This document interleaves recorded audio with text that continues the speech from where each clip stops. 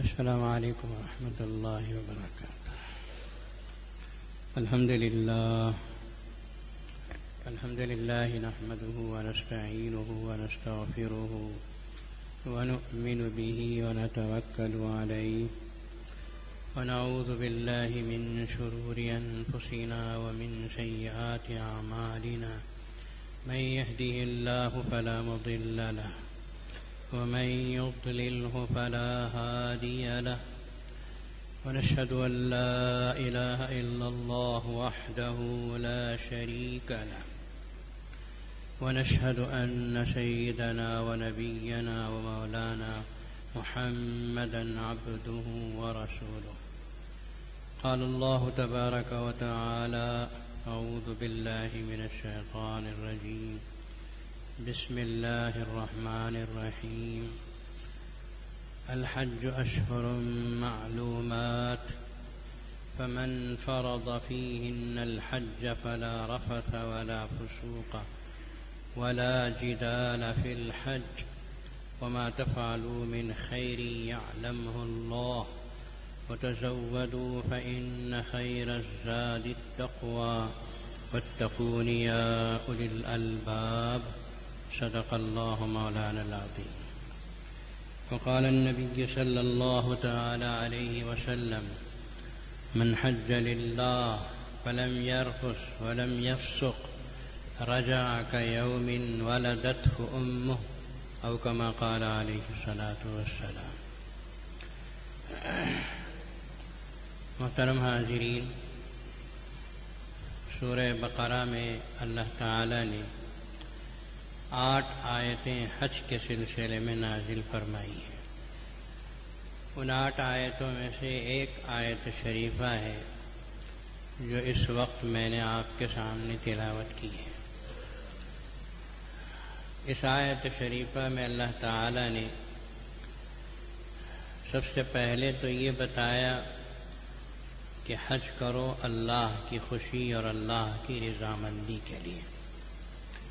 یہ بنیادی چیز ہے اور سب سے اہم ترین چیز ہے کہ حاجی اپنی نیت کو درست کرے، قدم قدم پر اپنی نیت پر نظر رکھنا اور اللہ کی خوشی اور اللہ کی رضا کو مقصود بنانا یہ بے حد ضروری ہے، ورنہ شیطان مسلمانوں کی معمولی عبادتوں کو برباد کرنے کی کوشش کرتا ہے تو حج جیسی عظیم الشان عبادت کو کہاں چھوڑے گا۔ اسی لیے میں نے کہا قدم قدم پر اپنی نیت پر نظر رکھنی چاہیے۔ پھر اللہ تبارک و تعالی نے فرمایا الحج اشہر معلومات فمن فرض فیہن الحج فلا رفث ولا فسوق ولا جدال فی الحج۔ پچھلے جمعہ میں نے آپ حضرات کے سامنے حج کے کچھ آداب کا تذکرہ کیا تھا، جس میں نیت کا خالص ہونا، حلال مال استعمال کرنا، ادب و احترام کی باتوں کو سیکھنا، ارکان حج کا سیکھنا، یہ سب داخل تھا۔ ان چیزوں کو مثبت آداب کہتے ہیں جو کرنے کے کام ہیں، یہ کام کرنے کے ہیں، ان کو کرنا سیکھو۔ اس آیت شریفہ میں اللہ تبارک و تعالی نے ان آداب کو بیان فرمایا ہے جو حاجی کے لیے نہیں کرنے کے ہیں اور ان سے بچنا بے حد ضروری ہے تاکہ حج خراب نہ ہو، حج جیسی عبادت برباد نہ ہو۔ اس کو اللہ تبارک و تعالی نے ان 8 آیتوں میں سے ایک آیت شریفہ میں بہت خاص طریقے سے بیان فرمایا۔ چنانچہ ارشاد فرمایا کہ فمن فرض فیہن الحج، حج کے مہینوں میں جو شخص اپنے لیے حج کرنے کو طے کر لے، سفر کرنے کا ارادہ کر لیا، فارم بھر دیا اور پھر اس کا نام قرعے میں اٹھ گیا یا اسے ویزا لگ گیا، یہ ساری چیزیں شامل ہیں طے کرنے میں۔ آپ کا نام اٹھ گیا ہے قرعے میں، یہ چلیے آئندہ سال اٹھنے والا ہے آپ نے طے کر لیا کہ حج کرنے کے لیے آپ جا رہے ہیں، تو اللہ تبارک و تعالی تنبیہ فرماتے ہیں کہ 3 چیزوں سے بچ کے رہنا تاکہ تمہارا حج خراب نہ ہو۔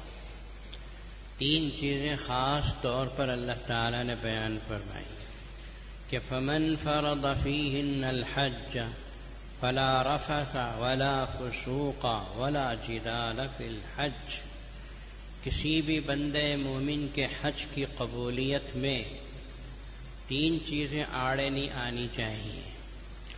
پہلی چیز فرمایا کہ فلا رفث، کسی قسم کی فحش بات نہیں ہونی چاہیے۔ فحش بات سے مراد میاں بیوی کے اندر جتنی چیزیں جائز ہیں، ہاتھ پکڑنا، ہاتھ چھونا، یا اپنی بیوی سے جس طرح سے چاہے آپ گفتگو کر سکتے ہیں، لیکن حج کے موقع پر جب آپ نے احرام باندھ لیا تو اس وقت ضروری ہے کہ رفث سے پرہیز کریں۔ اس کا مطلب یہ نہیں کہ بیوی سے بات کرنا بند کر دینا چاہیے، بات تو کیجیے لیکن حدود میں رہ کے بات کیجیے۔ عام طور پر اپنے گھروں میں جیسے اپنی بیوی سے بے تکلفی کے ساتھ رہتے ہیں اور بے تکلفانہ انداز سے بیٹھتے ہیں، بات کرتے ہیں، یا ان کے ساتھ یا اس کے ساتھ اپنی خواہشات کے مطابق گفتگو کرتے ہیں، حج میں ان چیزوں سے پرہیز کرنا ضروری ہے۔ بلکہ ہم تو یہ عرض کریں گے کہ حدود حرم میں پہنچنے کے بعد ان چیزوں سے پرہیز کیجیے۔ حج کے ایام میں خصوصی طور پر اپنا حج خراب نہ کرنے کے لیے رفث سے بچنا چاہیے، بس اتنا سمجھیے۔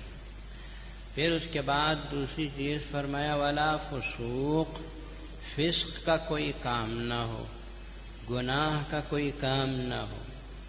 حج میں گناہوں سے بچنا بے حد ضروری ہے، اس لیے کہ حج ہوتا ہے مکہ المکرمہ کی پاک سرزمین پر، جہاں ایک نماز کا 1,00,000 نمازوں کا ثواب ملتا ہے۔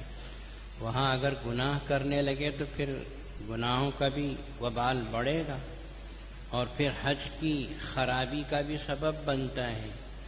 گناہ نہیں کرنا چاہیے، گناہ، نافرمانی، حکم عدولی، اللہ اور اللہ کے رسول کو ناراض کرنے والی چیزیں، ان سب سے مسلمان کو پرہیز کرنا چاہیے۔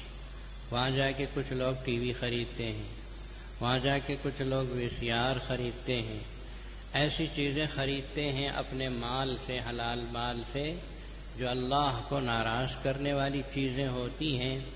ولا فسوق، گناہ کا، فسق کا کوئی کام نہ ہونے پائے۔ پھر تیسری چیز فرمایا ولا جدال فی الحج، حج میں جھگڑا نہیں ہونا چاہیے۔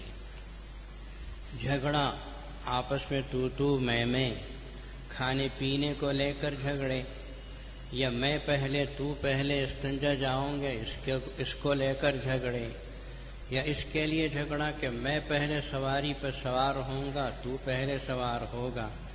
میں نے اپنی زندگی میں کافی تجربہ کیا ہے کہ شیطان چھوٹی چھوٹی بات پہ جھگڑا کرا دیتا ہے، چھوٹی چھوٹی بات پر میاں بیوی میں تکرار کرا دیتا ہے، اور تو میں یہاں تک پہنچتی ہے کہ میاں بیوی کو کہہ دیتا ہے کہ میں تجھے ہندوستان جاتے ہی طلاق دے دوں گا، اور بیوی کہتی ہندوستان جانے کا انتظار کیوں کرتا، یہیں طلاق دے دے۔ اللہ اکبر، یہ اپنے کانوں سے سنی ہوئی باتیں ہیں۔ ہم لوگوں نے بیچ پہ پڑا کے جلدی سے ان کے غصوں کو ٹھنڈا کرا دیا۔ یہ جدال، جھگڑا، حالانکہ فسق میں داخل ہے جھگڑا، گناہ کے کام میں جھگڑا داخل ہے، پھر بھی اللہ پاک نے اس کو الگ سے بیان فرمایا تاکہ مسلمان سمجھیں کہ شیطان تمہارے حج کو خراب کرنے کے لیے سب سے بڑا حربہ جو استعمال کرے گا وہ یہ ہے کہ تھوڑے سے غصے کو بڑا بنا دے گا، اور پھر آپس میں اس طرح تو میں اور جھگڑا ہو جائے گا کہ کوئی شخص کسی کو مار رہا ہے، توڑ رہا ہے۔ اور عام طور پر ہم نے یہ دیکھا کہ یہ جو ٹورس آپریٹر ہیں ان کے ساتھ جانے والے اکثر و بیشتر کھانے پینے کو لے کے جھگڑا کرتے ہیں، جیسے حج کے لیے نہیں آئے، کھانے کے لیے آئے ہوں۔ حج کے لیے نہیں آئے، چائے پینے کے لیے آئے ہوں، کھانے پینے کے لیے جھگڑا۔ حیرت ہوتی ہے کہ ایک صاحب استطاعت شخص، مالدار شخص جو خرچ کر کے حج کے لیے آیا، 1.5-2 لاکھ روپے خرچ کر کے، بلکہ 2.5 لاکھ آج کل تو لمبے لمبے پیسے ہیں، اتنا خرچ کر کے آ کر ٹور آپریٹر سے جھگڑا کرتے ہیں کہ ہمارے لیے یہ نہیں ملا، وہ نہیں ملا، اور پھر نوبت ہاتھا پائی تک بھی آتے ہوئے دیکھی گئی۔ ولا جدال فی الحج، آج سے 1400 سال پہلے قرآن مجید کی یہ آیت شریفہ اتری، اور قیامت تک مسلمان جو آئیں گے، اللہ پاک کو تو خبر ہے، وہ عالم الغیب والشہادہ ہے، کہ 20-20، 40-40 لاکھ حجاج کرام آئیں گے۔ یہاں خیموں کے لیے جھگڑے نہیں، یہاں کھانے پینے کے لیے جھگڑے نہیں، کباب سکھانے کے لیے جھگڑے نہیں، یہ سب جھگڑے ہم نے دیکھے ہیں۔ اللہ تعالی نے فرمایا کہ بھئی جھگڑا کر کے اپنے حج کو خراب نہ کرو۔ جہاں تک ہو سکے مسلمان اپنی طبیعت میں نرمی پیدا کرے، جہاں تک ہو سکے معاف کرنے کا جذبہ پیدا کرے، جہاں تک ہو سکے اپنا حق چھوڑنے کا جذبہ پیدا کرے۔ آپ دیر سے مسجد حرام سے آئے اور ٹور آپریٹر نے مرغی پکائی تھی، مرغی ختم ہو گئی، تو آپ مرغی کے لیے جھگڑا نہ کیجیے۔ ایسی چیزوں پہ صبر کر لینا اور درگزر کر دینا ہی ایک بندے مومن کی شان ہے۔ آپ کے لیے تو موقع ہے ہندوستان واپس آ کے جتنی چاہے مرغیاں توڑ سکتے ہیں، تھوڑی سی تو 2-3 مرغی کے ٹکڑوں کے لیے جھگڑا کرنے کی کیا بات ہے۔ اللہ پاک نے فرمایا وَلَا جِدَالَ فِي الْحَجِّ۔ آگے میں آیت شریفہ مکمل کر دیتا ہوں۔ اللہ تعالیٰ فرماتے ہیں وَلَا جِدَالَ فِي الْحَجِّ وَمَا تَفْعَلُوا مِنْ خَيْرٍ يَعْلَمْهُ اللَّهُ۔ حج کے سفر میں جو تم خیر کا جو بھی کام کرتے ہو، اللہ اسے خوب جانتے ہیں۔ اس کا مطلب یہ ہے کہ حج میں خیر کے کام کرو، ایک دوسرے کے کام آؤ، ایک دوسرے کو کھلاؤ پلاؤ، ایک دوسرے کی خدمت کرو، ایک دوسرے کا ساتھ دو، دوسرے کمزور حجاج کرام کی خدمت کرو۔ سب ایک ایک چھوٹے چھوٹے عمل سے اللہ واقف ہے۔ کون بندے مومن ہے جو کیا کیا کر رہا ہے؟ بھئی میرا کھانا الگ ہو جائے، میرا کمرہ الگ ہو جائے، میرا خیمے کی جگہ مجھے مل جائے، دوسرا میری بلا سے جدھر چاہے رہ جائے، یہ ایسے جذبات حج میں کام نہیں آتے۔ حج میں خیر کے جذبات سے آگے بڑھنا ہے، خیر کا کام کرو، اچھے کام کرو۔ اور اللہ فرماتے ہیں کہ جو بھی جتنا بھی حج میں خیر کے کام کرے گا، یعلمہ اللہ، اللہ اسے بہت خوب جانتے ہیں۔ اس آیت شریفہ کو اگر کسی نے سمجھا ہے تو سعودی حکمرانوں نے سمجھا ہے۔ جہاں موقع ملتا ہے خوب پانی پلانے کا تو خوب پانی پلاتے ہیں، کھلانے کا موقع ملتا ہے تو حجاج کرام کو کروڑوں ریال خرچ کر کے کھلاتے ہیں، ڈبے جو بانٹتے ہیں کھانے پینے کے میدان عرفات میں، مزدلفہ میں، یہ خیر ہی کا کام ہے جو کرتے ہیں، اور پورے دل کی خوش دلی کے ساتھ کرتے ہیں۔ عام طور پر مسلمانوں کو بھی یہی حکم ہے کہ خیر کا کام کرو۔ پھر آگے اللہ تعالی نے فرمایا وَتَزَوَّدُوا فَإِنَّ خَيْرَ الزَّادِ التَّقْوَىٰ، اور تمہیں چاہیے کہ اپنا سامان سفر یا توشہ سفر ساتھ رکھو، اپنا پیسہ اپنے پاس رکھو، آپ کے لیے جو خرچ ہونا ہے وہ اپنے پاس رکھو۔ خرچ اپنا کھانے پینے کا خرچ ہے، اپنا خرچ اپنی ضرورت کی چیزوں کو خریدنے، اپنی ضرورت کو پورا کرنے کا خرچ ہے۔ یہ خرچ اپنے پاس رکھنا اور پھر اللہ کی طرف متوجہ ہونا، یہی سب سے بڑی چیز ہے۔ اس لیے کہ اللہ تعالیٰ نے فرمایا فَإِنَّ خَيْرَ الزَّادِ التَّقْوَىٰ، اس لیے کہ سب سے بہترین توشہ جو ہے وہ تقویٰ ہے۔ یہاں تقویٰ کا ترجمہ ہمارے بزرگوں نے یوں کہا، سوال سے بچنا۔ تقوی کا مطلب کیا ہے؟ سوال سے بچنا۔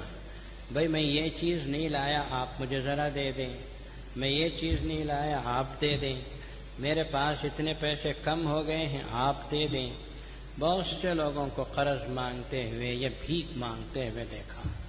جس دربار میں گئے ہیں کائنات میں اس سے بڑا دربار کوئی نہیں، دینے والا پاک پروردگار ہے۔ اس کے دربار میں پہنچ کر کوئی شخص کسی دوسرے سے مانگے، قرض مانگنا تک میں نے زندگی میں بہت سفر کیے، لیکن کبھی کسی سے قرض تک بھی 1 ریال نہیں مانگا۔ اللہ نے نیک توفیق دی، اپنے آپ کو بچاؤ، سوال سے بچاؤ، قرض مانگنے سے بچاؤ، اور کوئی بھی چیز سوئی تک مانگنے سے اپنے آپ کو بچاؤ، اس لیے کہ اللہ نے فرمایا فَإِنَّ خَيْرَ الزَّادِ التَّقْوَىٰ، سب سے بہترین توشہ یہ ہے کہ مسلمان وہاں مانگنے سے بچے، مخلوق سے مانگنے سے بچے۔ خالق سے تو مانگنے ہی کے لیے جاتے ہیں، اللہ سے تو مانگنا ہی ہے، مانگنا مقصود ہے۔ فَإِنَّ خَيْرَ الزَّادِ التَّقْوَىٰ، پھر آخر آیت میں فرمایا وَاتَّقُونِی یا اولی الالباب، اے عقل مند مسلمانوں مجھ سے ڈرو۔ اللہ نے اپنے بارے میں کہا اگر تم میں تھوڑی سی بھی عقل ہے تو ہر معاملے میں مجھ سے ڈرو۔ واتقونی یا اولی الالباب، یہ آیت شریفہ مکمل ہوئی۔ اس آیت شریفہ میں اللہ تعالیٰ نے منفی آداب کو بیان کرنا کہ آپ کو اس سے بچنا، اس سے بچنا، اس سے بچنا، سوال سے بچنا ہے، اور کسی کے سامنے ہاتھ پھیلانے سے بچنا ہے۔ اور حج میں سب سے زیادہ پرہیز کرنے کی جو چیز ہے وہ ہے اپنے نظروں کی حفاظت۔ عورتوں کو چاہیے کہ پردہ کریں، اور مردوں کو چاہیے کہ اپنے نظر کی حفاظت کریں۔ یہ بھی حج کو خراب کر دینے والی چیز ہے۔ کائنات اور 4 طرف سے دنیا کے کونے کونے سے وہاں مرد و عورت پہنچے ہوتے ہیں۔ میں نے غالباً اس سے پہلے بھی عرض کیا ہے کہ اسلام میں مرد و عورت کا اختلاط پسند نہیں ہے کہ مرد و عورت مل کے چل رہے ہیں۔ اللہ کے رسول صلی اللہ علیہ وسلم فجر کی نماز پڑھاتے تھے تو صحابہ کرام کو کہتے تھے کہ بیٹھ جاؤ، یہاں تک کہ پیچھے جو عورتوں کے صفیں ہیں وہ پوری عورتیں اپنے اپنے گھروں کو چلے جائیں۔ جب عورتیں چلی جاتی تھیں تو پھر صحابہ کرام کو حکم تھا بعد میں اٹھ کے جانا، اس سے اختلاط سے بچنے کے لیے تھا۔ لیکن آپ دیکھتے ہیں کہ طواف میں مرد و عورت کو یکساں اجازت ہے۔ آپ نے سوچا کبھی یہ بات؟ طواف میں مردوں کو عورتوں کو مل کے طواف کرنے کی اجازت ہے، وہاں کسی قسم کی رکاوٹ نہیں۔ فرض نماز کا موقع ہوتا ہے تو سعودی معلم، سعودی پولیس عورتوں کو دور کر دیتی ہے کہ فرض نماز میں کوئی کعبۃ اللہ کے قریب نہیں آئے گا، اور جیسے ہی نماز ہو جاتی ہے رکاوٹ ختم ہو جاتی ہے، طواف کے لیے مرد بھی آ جاتے ہیں، عورت بھی آتی ہیں۔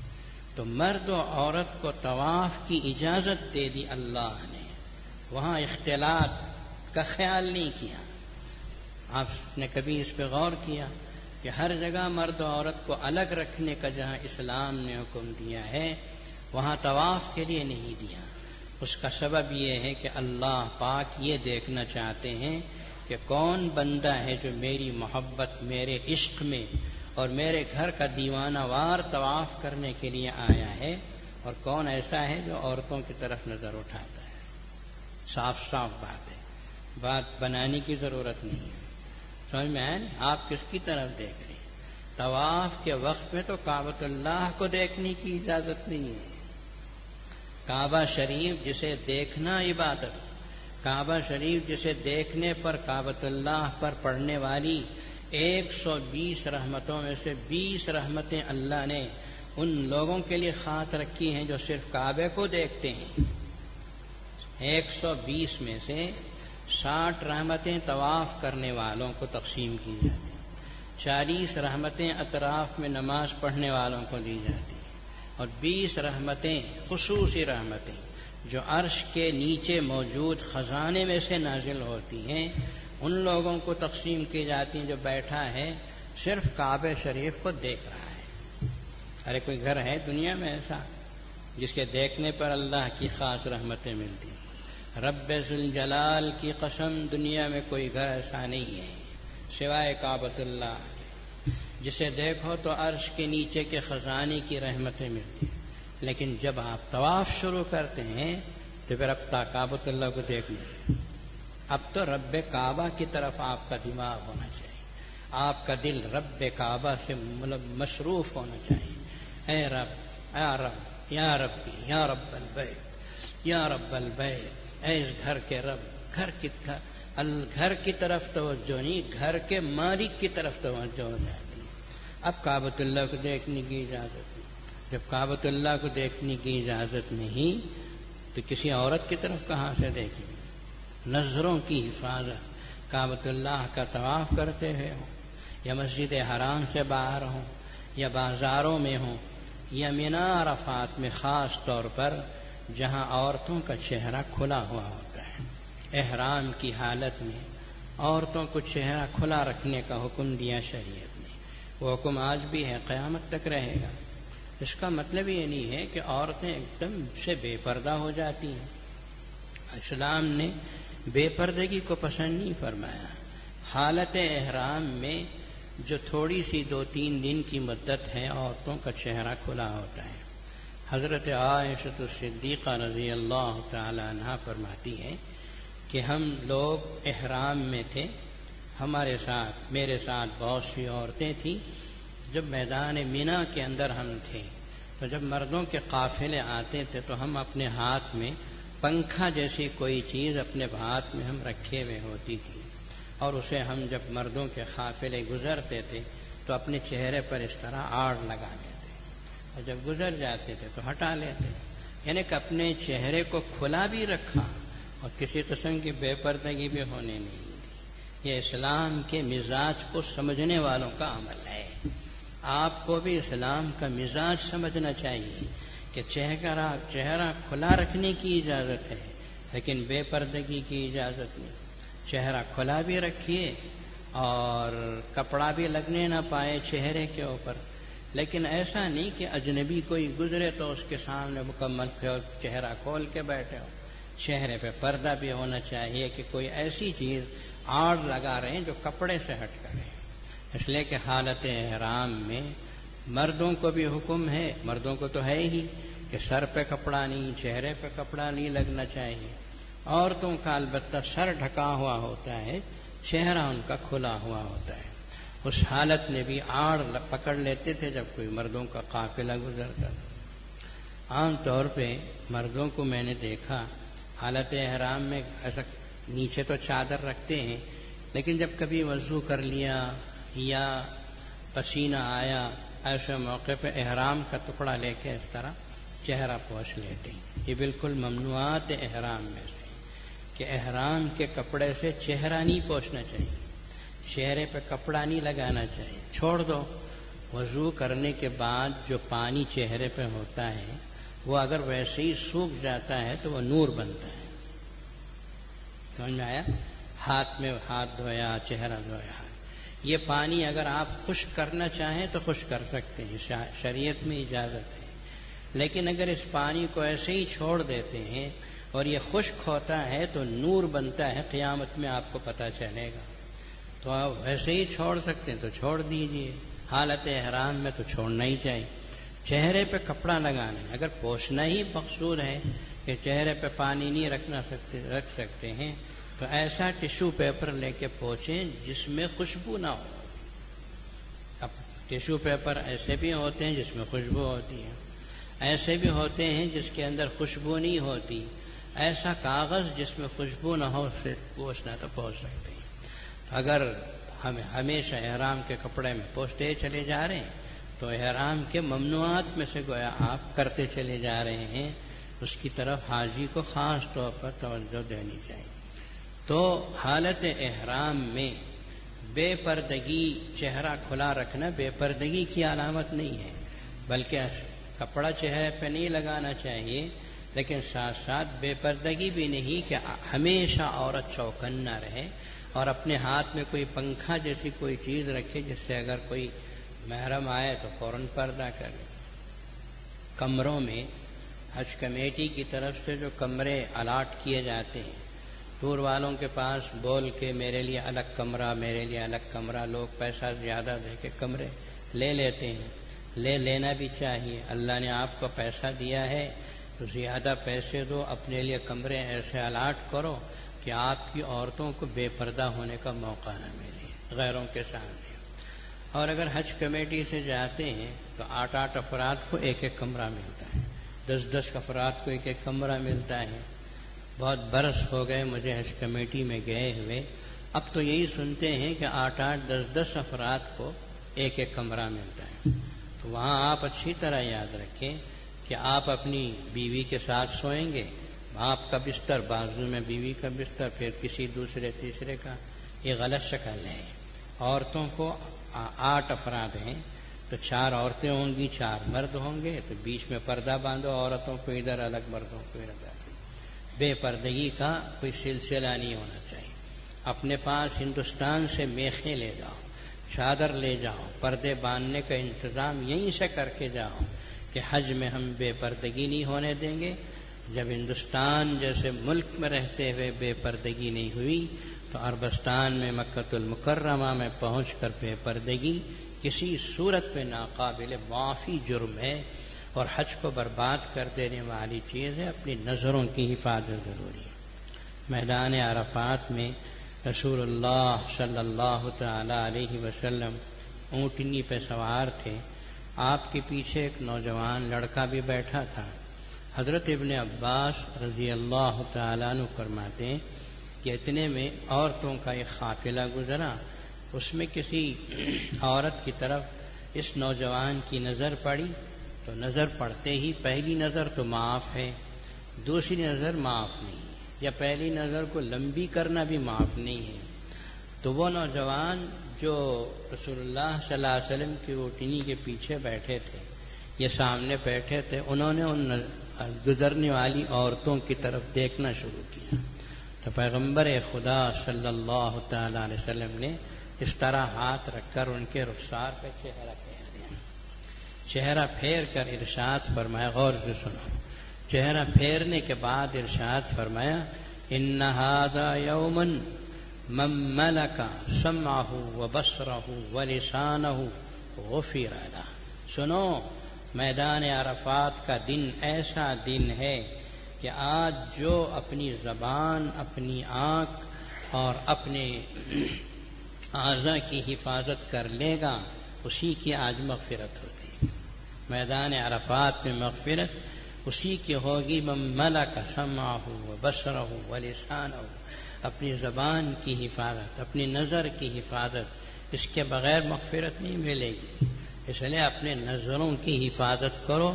یہ واقعات اسی لیے پیش آئے کہ قیامت تک مسلمانوں کو راہ معلوم ہو، راہنمائی ہو۔ پیغمبر خدا صلی اللہ تعالی علیہ وسلم نے اعلان فرما دیا کہ اپنے نظروں کی حفاظت، زبان کی حفاظت۔ لوگ عبادت تو کرتے ہیں، اخلاق کے ساتھ نہیں کرتے۔ بھئی عبادت بغیر اخلاق و کردار کے عبادت کا کوئی اعتبار نہیں ہے۔ آپ جھوٹ بھی بول رہے ہیں، آپ غیبت بھی کر رہے ہیں، اور آپ دوسرے کے سلسلے میں الزام تراشیاں بھی کر رہے ہیں، گزرنے والی عورتوں کو تاک بھی رہے ہیں، اور اس طرح کی ساری غلطیاں کر رہے ہوں، اور میدان عرفات و منی میں احرام باندھ کے بیٹھے ہوئے ہوں، تو اس احرام میں کوئی مزہ ہے جس میں آپ ساری غلطیاں کر رہے ہیں؟ یہ ہے سمجھنے والی بات کہ خاص طور پر ہم نے حجاج کرام کو دیکھا، منی میں 8 تاریخ کو 5 نمازیں پڑھنے کا حکم ہے، ظہر، عصر، مغرب، عشاء، اور 9 تاریخ کی فجر کی نماز پڑھتے ہیں۔ نماز پڑھو، بس یہی حکم ہے۔ اب باقی کا ٹائم کیا کریں گے؟ ظہر سے لے کر عصر تک، عصر سے لے کر مغرب تک، مغرب سے لے کر عشاء تک۔ عشاء کے بعد ہندوستان کے بھائیوں کو تو 12-1 بجے سو کے عادت، تمام ٹی وی سیریلز دیکھ کر سونے کی عادت ہوتی ہے، تو وہاں بھی بیٹھے بیٹھے خوش گپیاں مناتے ہیں، بیکار باتیں کرنا شروع کر، ہر نماز کے بعد گفتگو، ہر نماز کے بعد آوارہ گردی، ادھر ادھر پھرنا، باتیں کرنا۔ زبان کی حفاظت نہیں ہوتی، نظر کی حفاظت نہیں ہوتی، بے حد ضروری ہے۔ اللہ والوں کے بارے میں تاریخ میں ہے کہ منی میں 5 نمازوں کے درمیان 1 قرآن ختم کر دیتے۔ اب کہاں ہے موقع بیکار بات؟ ظہر پڑھی، قرآن لے کے بیٹھ گئے، عصر پڑھا، قرآن لے کے بیٹھ گئے، درمیان میں ضروریات سے فارغ ہونے اور کھانے کے علاوہ قرآن پاک، پھر رات بھر قرآن پڑھے، پھر فجر کی نماز کے بعد میدان عرفات کو پہنچ گئے۔ میدان عرفات میں زوال سے لے کر غروب تک کا وقت مکمل عبادت میں گزارنا چاہیے۔ وہاں بھی بات چیت کرنا، زبان درازی کرنا، ایک دوسرے کی غیبت کرنا، ہندوستان میں کیا ہو رہا ہے اس کی باتیں، چلے گئے ہندوستان چھوڑ کے، اب ہندوستان کی باتیں کیوں کرتے ہو؟ اپنی آخرت کی باتیں کرو، اپنی آخرت کی فکر کرو۔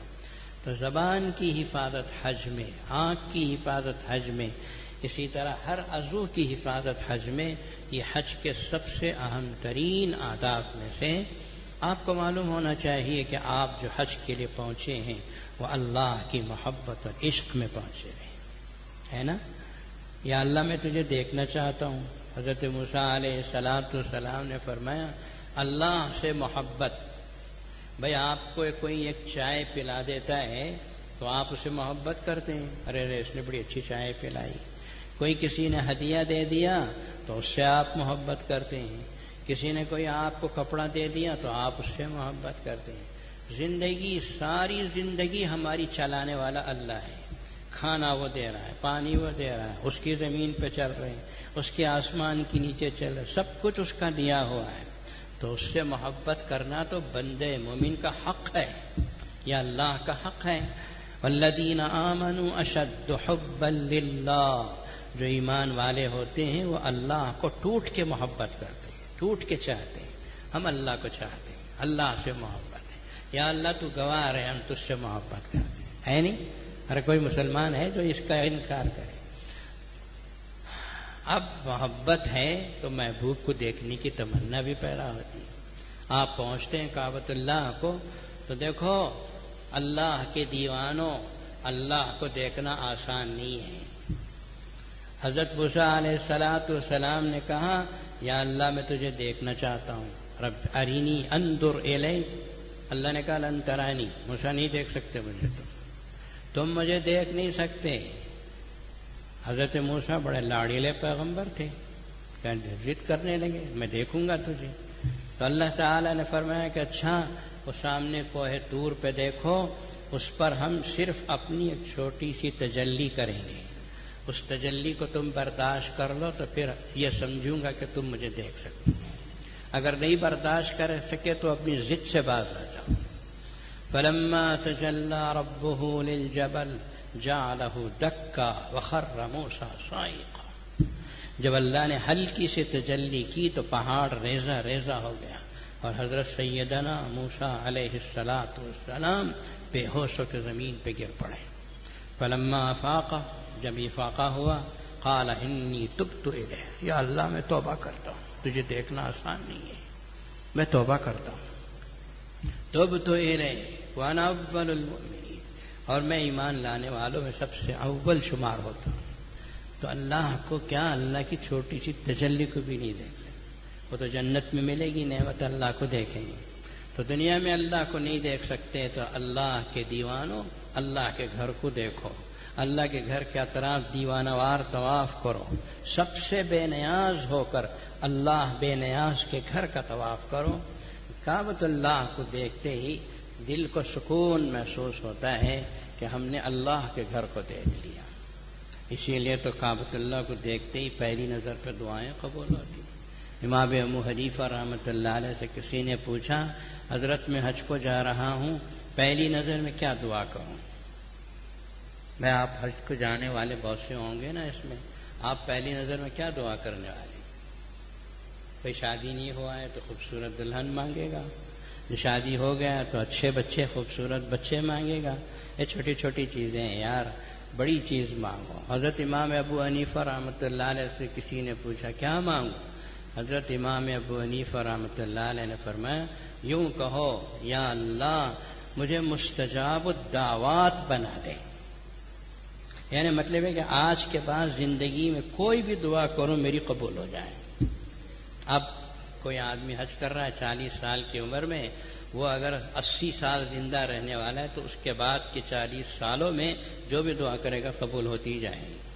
تو پہلی نظر میں دعا مانگ، پہلی نظر کی اہمیت اتنی ہے کہ میرا دیوانہ آ رہا ہے، جو مانگے گا اسے دے دو، جو مانگے گا اسے مل جائے. تو اللہ کی محبت میں اللہ کے گھر کو پہنچنے والے دیوانہ وار اس کا طواف کرنے والے ساری چیزوں سے بے نیاز ہو کے اللہ کے گھر کی طرف جاتے ہیں اور اللہ کے گھر کا طواف کرتے ہیں. حجر اسود کا بوسہ، کعبۃ اللہ کا طواف، یہ سب ایسی دولتیں ہیں جو اللہ تبارک و تعالیٰ نے حجاج کرام کے نصیبے میں لکھ دی ہیں. شوق ہو، محبت ہو، ایک شغف ہو. مجھے یاد پڑتا، شاید میں نے کہا ہو کبھی، آج ہمارے ہاں حج و زیارت کے نام سے ایک مجلہ ہم نے شائع کیا ہے. ابھی اس کا نماز کے بعد اس کا اجرا بھی ہوگا اور آپ کو فروغ بھی کیا جائے گا. 20 روپے اس کا ہدیہ ہے. یہ پیسے جو ہیں مسجد میں جائیں گے، اس لیے آپ اس کو بلا تکلف خرید لیں. یہ مجلے میں حج کے لیے جتنی چیزوں کی ضرورت ہے سب ہم نے اس میں جمع کر دی. دعائیں بھی ہیں، ساری چیزیں ہیں. الگ سے دعاؤں کی ایک کتاب بھی شائع کرنے کا خیال ہے. گزشتہ سال ہماری ریاست کرناٹک کے IAS افسر جناب ثناء اللہ صاحب گئے تھے، ہمارا مجلہ لے کے گئے تھے. وہ واپس آئے تو کہا کہ مجھے اس مجلے سے بڑی مدد ملی. میری ایک گزارش یہ ہے کہ دعائیں الگ شائع کریں اور حج کے احکام و مسائل کو الگ شائع کریں تاکہ دعا کی کتاب الگ سے ہم کو پڑھنے میں آسانی ہو. تو ہم نے اس کا ارادہ کیا ہے کہ آئندہ جمعہ تک دعاؤں کی کتاب بھی شائع کر دیں گے. آج کا جو مجلہ ہے اس مجلے کو خاص طور پر حج کے مسائل کے جمع کرنے اور ضروری چیزوں کے لیے خاص رکھا ہے. اس مجلے میں میں نے ایک واقعہ لکھا ہے، وہ آپ سن لیں کہ حضرت مالک بن دینار رحمۃ اللہ علیہ کہتے ہیں بغداد کے کسی علاقے میں انہوں نے دیکھا کہ ایک آدمی 2 پاؤں سے معذور زمین پر گھسٹتے ہوئے سفر کر رہا ہے. حضرت نے پوچھا کہاں جا رہا ہے؟ کہا میں حج کو جا رہا ہوں. تو حضرت مالک بن دینار رحمۃ اللہ علیہ بڑے اللہ والے، انہوں نے کہا کہ تھوڑی دیر میرے گھر میں ٹھہر جا، کھا لے پی لے، آرام کر لے، پھر چلے جانا. پر تھکا ہوا، چہرے پہ دھول اٹی ہوئی تھی. حضرت مالک بن دینار نے اس کو تھوڑا سا آرام کرنے کو کہا. اس معذور شخص نے کہا نہیں، میں اگر آرام کروں گا تو میں جس چلن سے چل رہا ہوں میں شاید پہنچوں گا تو حج ہو چکا ہوگا، اس لیے میں نے طے کر لیا ہے کہ ایک جگہ بھی آرام نہیں کروں گا اور مسلسل سفر کروں گا. تو سفر کرتا رہا. حضرت مالک بن دینار کہتے ہیں کہ اللہ کا انعام ہوا کہ میں بھی اس سال حج کے لیے روانہ ہوا اور میں نے حج کیا. حج کرنے کے بعد 11 تاریخ کو جب 10 تاریخ کو جب حجاج کرام کنکری مارتے ہیں اور مارنے کے بعد حج کی قربانی دینا واجب ہوتا ہے. جو تمتع اور قران کرتے ہیں وہ حج کی قربانی دیتے ہیں. تو مجھے 10 تاریخ کی کنکری مارنا تھا اور اس کے بعد قربانی کرنی تھی. تو میں نے حج کی کنکری بڑے شیطان کو کنکریاں ماری اور مارنے کے بعد جب میں نے پلٹا تو ایک بڑا مجموعہ میں نے دیکھا. میں اس جگہ پہنچا اور لوگوں سے پوچھا بھئی کیا بات ہے، ایک ایسا لوگ کیسے جمع ہیں؟ تو لوگوں نے کہا کہ ایک معذور شخص ہے جس کی تڑپ اور جس کا سوز درون دیکھ کر لوگ حیران ہیں. مجھے بھی خیال ہوا دیکھوں اس کی تڑپ کیسی ہے. تو میں نے بھیڑ تھوڑا سا ہٹا کے میں اندر گیا تو میں نے دیکھا کہ وہ وہی معذور شخص تھا جسے میں نے بغداد کی گلیوں میں گھسٹتے کعبے کی طرف جاتا دیکھا تھا. اور وہ کہہ رہا تھا عجیب و غریب، پوری دنیا سے بے نیاز ہو کر اپنے اللہ کی طرف متوجہ ہو کے کہہ رہا تھا. میں نے اپنی آنکھوں سے دیکھا وہ کہہ رہا تھا یا اللہ 10 تاریخ کو حجاج کرام کنکریاں مارنے کے بعد اپنے اپنے مالوں کی قربانی دیتے ہیں. یا اللہ تو جانتا ہے کہ میرے پاس قربانی دینے کے لیے پیسہ نہیں ہے، میں اپنی جان قربان کرتا ہوں، قبول کر لے. حضرت مالک ابن دینار رحمۃ اللہ علیہ کہتے ہیں کہ میں نے اپنی آنکھوں سے دیکھا جب اس کی زبان سے بار بار نکل رہے تھے جملے، لوگ دیکھ رہے تھے. میں نے دیکھا کہ جب اس کی زبان سے نکلا یا اللہ قبول کر لے، میری جان کو قبول کر لے، اچانک اس کے جسم سے روح نکل گئی اور اللہ نے اس کی جان کو قبول کر لی. ایسا کہتے ہیں حقیقی حج یہ تڑپ ہے. اللہ ایسی تڑپ دے دے تو پھر تو حج کا مزہ آ جائے، پھر تو دنیا میں حج کی سبب سے امن آ جائے. اللہ تبارک و تعالی مجھے اور آپ کو توفیق دے. اللہ تبارک و تعالی جانے والے حجاج کرام کو صحیح حج کرنے کے ارکان اور اعمال حج ادا کرنے کی توفیق عطا فرمائے. محترم حاضرین، اللہ تعالیٰ آپ کو جزائے خیر عطا فرمائے. یہ مجلہ شائع کرنا یا جامع علوم کے جتنے بھی کام ہیں سب اللہ تبارک و تعالیٰ کا شکر، احسان اور کرم، اور اللہ نے آپ کی وہ تھوڑی تھوڑی سی مدد کو شرف قبولیت عطا فرمایا، جس کی وجہ سے اللہ تبارک و تعالیٰ نے جامع مسجد جامع العلوم کے کاموں کو یہاں تک پہنچایا ہے کہ اس وقت جامع العلوم کے بنی کپا میں ہو یا مسجد میں ہو، سینکڑوں نہیں بلکہ ہزاروں بچے اور بچیاں زیر تعلیم ہیں. دین کی تعلیم اہم ہے ان کے لیے دنیا کی تعلیم. دنیا کی تعلیم بھی حاصل کر رہے ہیں. 10ویں جماعت کا ہمارا رزلٹ بہت اچھا ہے، لیکن ساتھ ساتھ بچے اور بچیاں قرآن بھی پڑھتے ہیں، اللہ کے نام بھی لیتے ہیں، احادیث منورہ بھی پڑھتے ہیں.